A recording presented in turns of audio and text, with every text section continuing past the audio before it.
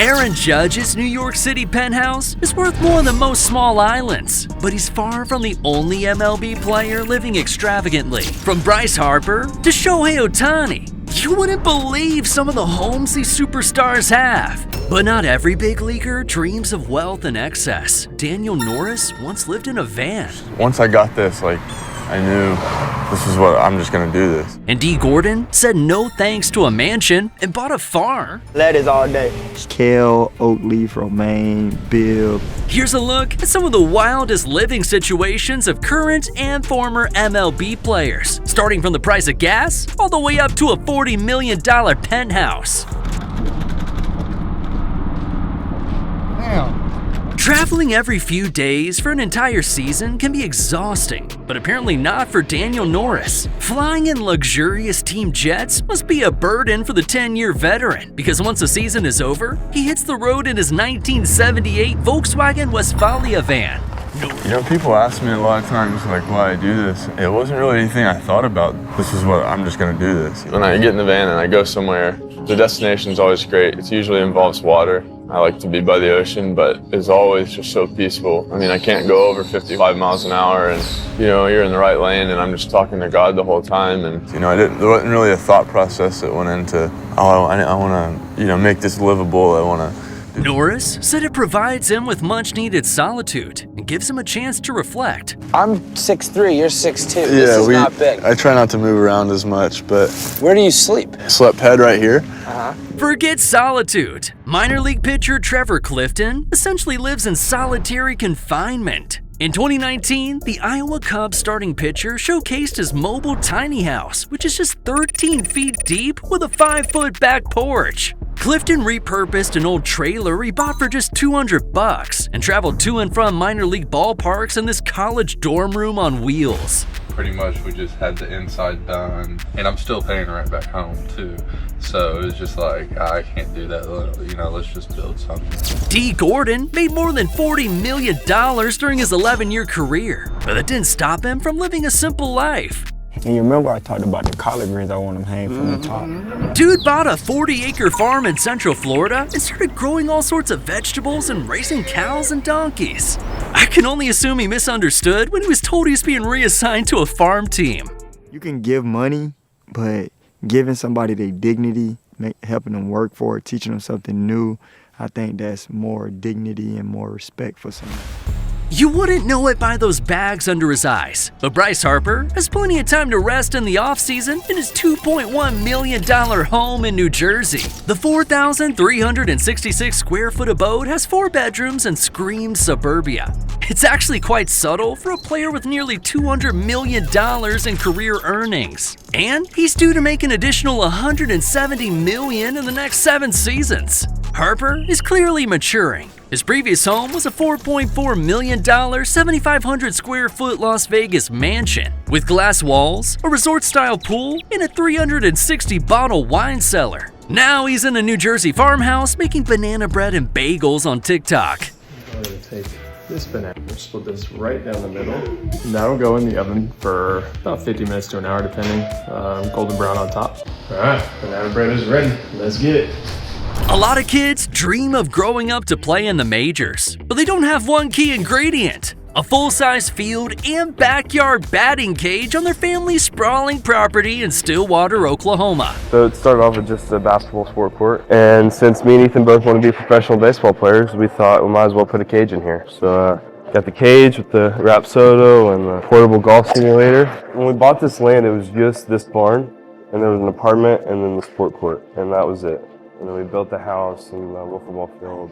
Pretty much don't have to leave this place if you don't want to. Nepo baby Jackson Holliday, son of former big leaguer Matt Holliday, grew up training in these world-class facilities. So it's no surprise he was the top-ranked prospect in baseball before the 2024 season. Yeah, it was pretty awesome with everything that's happened this year. It was a very sweet moment. Let's get to the biggest star in baseball, Mr. 50-50 himself, Shohei Ohtani. The Japanese sensation bought the former home of comedian Adam Carolla for $7.85 million after signing a record contract with the Los Angeles Dodgers. This massive home has an insane pool, backyard basketball court, and other mind-blowing features. Ohtani may have bought the house, but he never lived in it, and you wouldn't believe the reason why. I bought the mansion for privacy, but I never got to call it home. After Japanese media leaked my address, reporters showed up, cameras flashed, and neighbors were interviewed. It no longer felt like a safe place, so I never moved in. Ohtani is incredibly private, which must be why he chose to sign in LA, which is famous for its lack of paparazzi. In a strange twist, he sold the home before moving in. That's because Japanese media reported the address and even sent reporters there to film and interview his prospective neighbors. Ohtani was so mad that the president of one of the media agencies, Fuji TV, issued an apology. Ryan Howard was known for hitting dingers, and he definitely knocked one out of the park with this insane Florida mansion. The former Philly slugger sold the property, which is more like a castle than a home, for $16.5 million in 2019. That set the record for most expensive home sale in the Tampa Bay area. This is Ryan Howard's $25 million mansion, Clearwater Beach, Florida. Howard's not-so-humble abode was more than 37,000 square feet, including outdoor covered terraces and balconies. It has 8 bedrooms, 7 bathrooms, a massive entertainment space with a U-shaped bar, glass-enclosed bowling alley, and pool table. But that isn't even the wildest part of the house. That distinction belongs to a man-made lazy river that flows through the ground floor and links 2 sides of an outdoor free-form pool.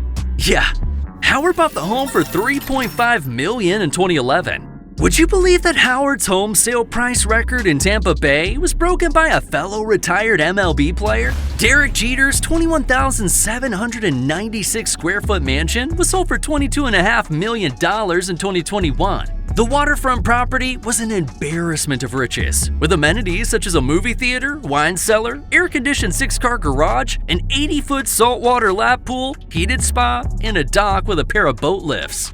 The home, which was also once rented out by Tom Brady, was demolished in 2023. That permit could spell the end for one of Tampa's best-known and most expensive pieces of residential real estate. The waterfront home on Davis Island was listed for $29 million, but closed at $22.5 million. Not bad. That's pocket change for some, I'm sure. It's a good thing, too, because nobody needs a place that big. Oh, what's that? They're building an even bigger mansion in his place? Whatever. Believe it or not, this wasn't even Jeter's most outrageous home. The Yankees legend finally sold this medieval-looking home in 2024. I said Howard's home was like a castle. This property is a castle. It features a 9,000 square foot home with a game room, sunroom, and multiple kitchens. Oh, it also has an imposing tower and battlements, a guest house, private lagoon, boathouse, and a replica of the Statue of Liberty.